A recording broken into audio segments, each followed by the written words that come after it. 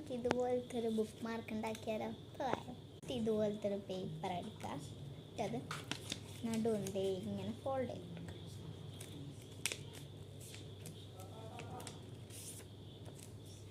ഇതുപോലെ പിന്നെ ഈ സൈഡിൽ നിന്ന് ഇതുപോലെ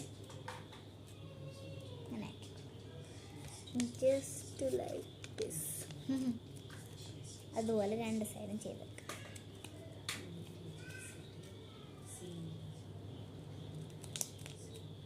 ഇതുപോലെ ഇത് രണ്ടും മടക്കിയതിന് ശേഷം ഈ നടുവത്തെ കോണ് ഇങ്ങനെ മടക്കി ഇതുപോലെ ഇത് രണ്ടും കൂടി